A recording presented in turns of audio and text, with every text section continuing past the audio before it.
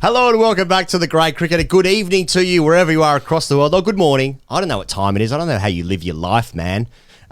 This is brought to you by AUS, India's leading digital insurance company. Pez, mate, okay. What a day of Test cricket, man. What a day of Test cricket. Now, we haven't communicated this, but can I give you the day's play in grade terms? Of course. So, you will recall that the Sutherland... the Grade Cricket team Sutherland, their team song, so Sutherland for those not, across Grade Cricket parlance, Shane Watson played there, Steve Smith played there, Phil Jakes, Austin Wards, McGrath, it was lots of really good players. Their team song, when they took home the 6 points in the tubs after the game, they sung the song, and their team song was Shaka, tack, tack, tack, tack, tack, tack, tack. And I'm watching the entire last 2 days, Pez, and I'm thinking, fucking flat, flat, flat, flat, flat, flat, flat. I was going to say some very, very long grade terms there. The longest. But that was good. That was good. Was that worth it? I don't know. Okay. Of course, very top. We really appreciate all of your messages, sending love for Shane Warne. There's obviously another video on this channel right now where we spoke for the last half hour tonight about what that meant to us and try to communicate those ideas. So there's obviously cricket being played. It feels really weird. It lives in the shadow of the tragedy that's occurred. But yeah, there's the games we played, and I don't know how we carry on with this, but we're going to do our best because we're just going to try and enjoy the game. And you know what? I suppose in lots of ways that's what the King would have wanted. So Pez, do you want to just jump into it? Do you want to talk about the day's play, the second test, the second day? Well, before getting to the first thing, the day started with a minute's silence for the victims of the Peshawar attack and Shane Warne, and no real comparisons need to be drawn there. Speaking specifically about Australia, you know, the country's rocked with the news of Shane Warne, but I can only imagine the devastation caused by those attacks as well. So, you know, it just further adds to what you're saying. He goes about where the cricket, especially the fucking flat days play ranks in terms of what's been going on. Yeah. So they had the minute silence. You could see, we saw pictures of great tributes in the press box as well. Wakar Yunus spoke about Warnie. So good to mention that up top. But from a cricketing perspective, I mean, yeah, Pakistan just battered. They were just setting up their innings, and it was slow. Look, it was slow, but they did the things they needed to do. Imam carried on. Azhar Ali brought up his ton. It was a bit laboured, you know. I mean, you could say, we'll come to Australia, but you could say they did a pretty decent job of keeping the reins on Pakistan a little bit. It got away a little bit towards the end, but that was a good performance from Australia in that from that perspective. But mate, I just just echoing yesterday, when you face bowlers who are worldies there or thereabouts, and you end the innings with, you know, having offered a couple of chances, and everything else is just middled, like you said, barely outside half. It's just like it's docility writ large. It's just the thing is just docile. I'm on the couch. I'm not moving. You know, he's docile. There's very little doing, and for that reason, like Pakistan, you know, Pakistan have built their mountain, I suppose, and can Australia do the same thing? It's really hard to judge the quality of Pakistan's batting or Australia's bowling until we see the second innings. We just can't. Yeah. We just can't. We don't know if it's a 470 game plays 470, or if Australia will kind of, you know, I don't know, like if they'll be skittish and be bundled out for 246. But fair play to Azhar Ali. And Imam ul Haq, fair play to Imam ul Haq for being super pissed off at being dismissed for 157, because it is a failure on that deck. When's cricket good? Yep, it is a failure. When is it good? First ever Test 100. You've got 146.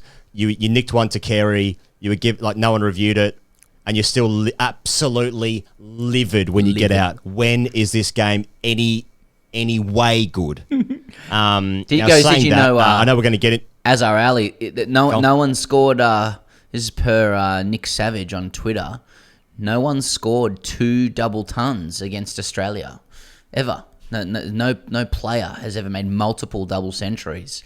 Which is something that it's a bit of a tongue twister if you are saying it at dinner in 3 to 4 years time or 30 years or whatever it is. Yeah, no one's made multiple double centuries. It's just you got to kind of close your eyes. Close your eyes a bit. Start flicking your eyes. It's obviously a proud record that we have in Australian cricket. Yeah, exactly. Like, I'll let you get one. A couple of good players, but yeah. They don't do it twice against us. And if he did say, he's like, I'm the only player to get multiple double centuries against Australia, we're like, it's a bit of Equinox stuff, isn't it, mate? At the end of the day. That's right. Spit it out. That's right. Mate, how many stats start off being like the fucking Vince McMahon thing of being like, he's like leaning in, then he's like, then his eyes are like on fire. But like they start off being the reverse of that. They start off being like, that's amazing. And then they slowly become less and less interesting, being like, highest score ever on a Wednesday in a match where the team hasn't played for 30 years. That's exactly. Right. With the lights on. Mate,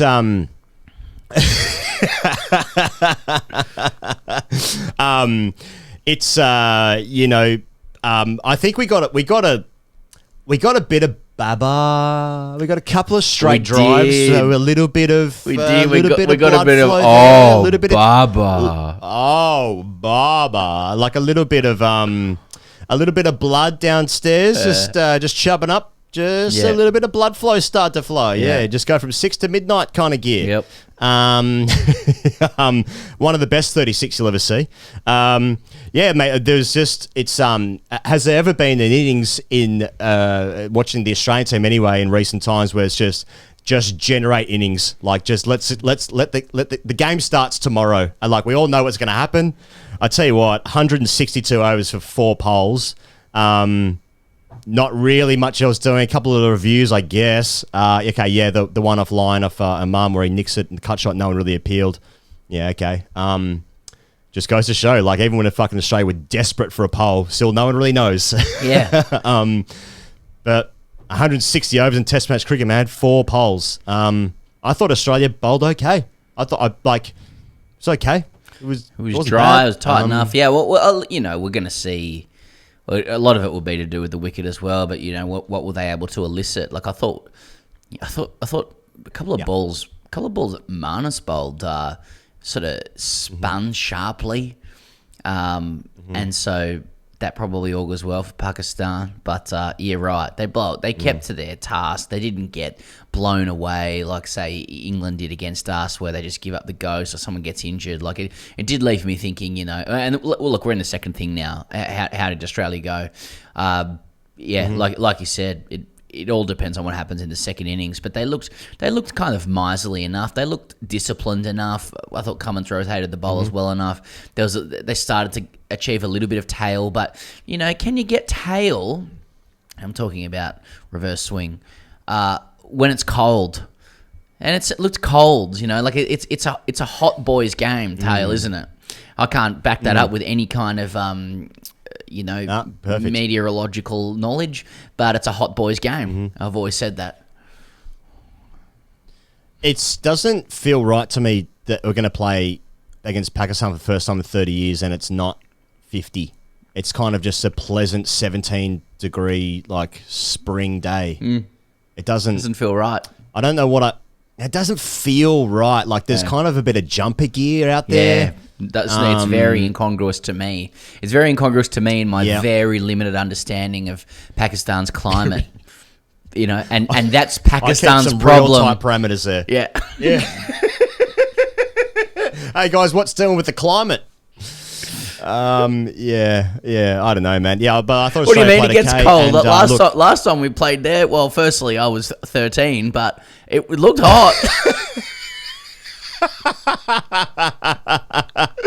No, that was Sharjah again, mate. Oh, shit. Now I saw Sajid Khan bowl 1 over, and I've seen enough. Australia will save this game comfortably. Australia will not bat again in this game.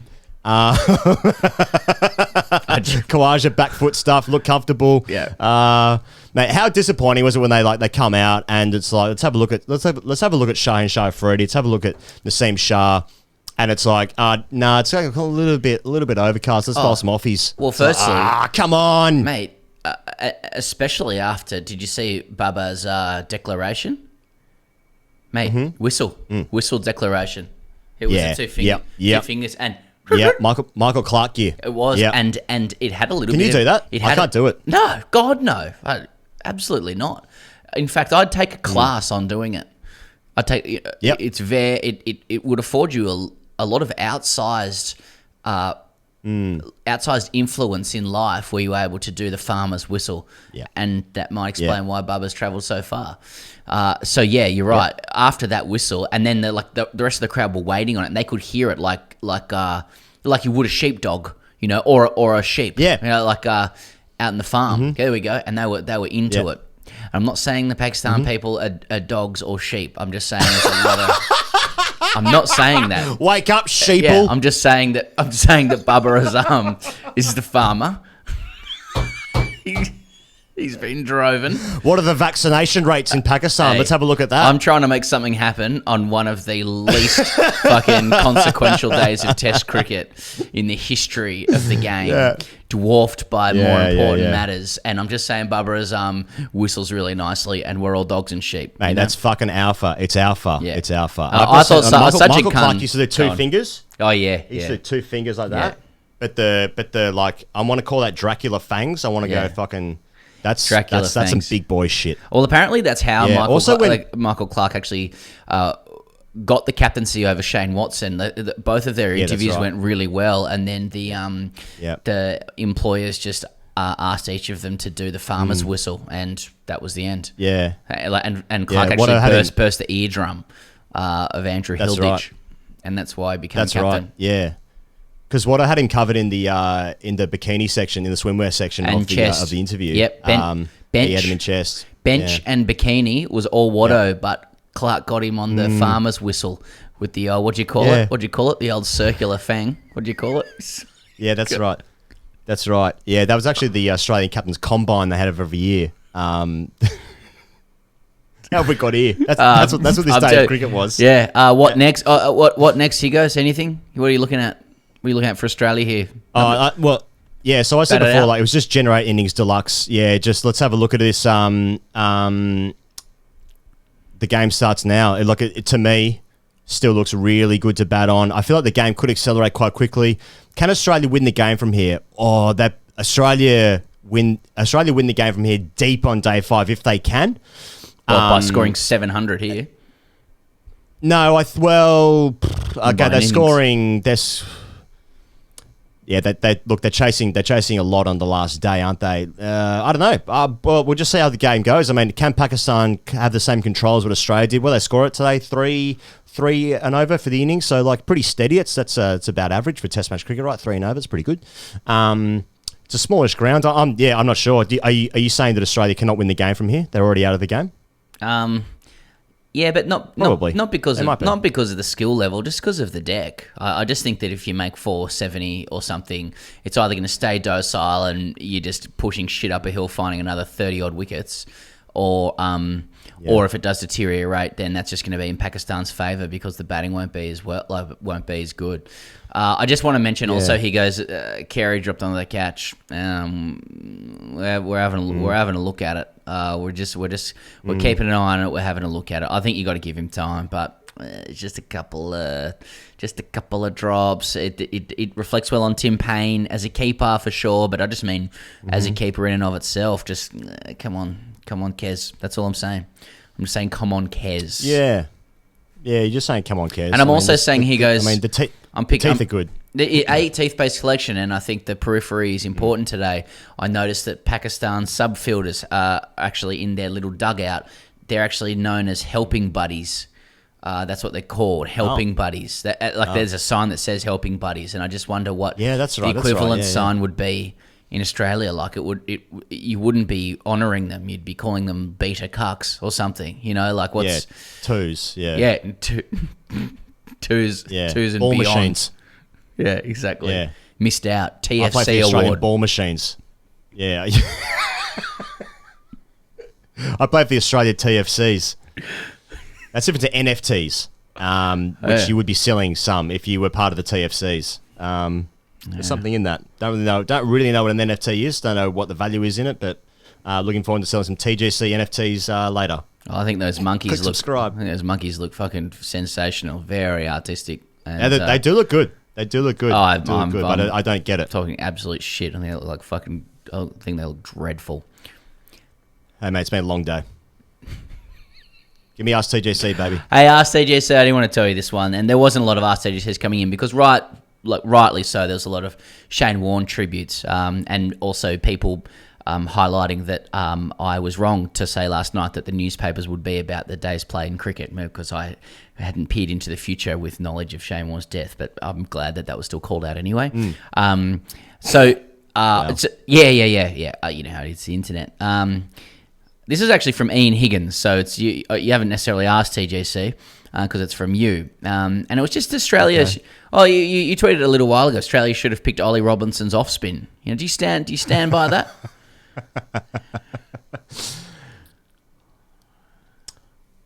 I don't see how Australia would have taken 10 wickets on this deck. Now, I'm wary of us, Pez, playing an away series because we are part of the team. Obviously, we're part of the Australian NFTs, TFCs. TGCs, NFTs, TFCs. But I think this wicket is fucking flat. I don't see it deteriorating. Fucking flat. Come on, let's make some binary opinions. Yeah, clip it up. Oh, you fucking dumb cunt. Why didn't you see the fucking... that's how everyone talks in the comments, by the way. Hearing loss. There goes... This money just got demonetized so fast. Mate, this wicket is fucking flat. It's not a bad wicket. It's actually so good. I think it's such a good wicket. It's too good. It's actually too good. Look, if even Azhar Ali can get 185 against us... It's a bit harsh. If Babar can get 36 against this Australian team, it must be pretty flat. Yeah, man. I don't think there's any selection quandaries.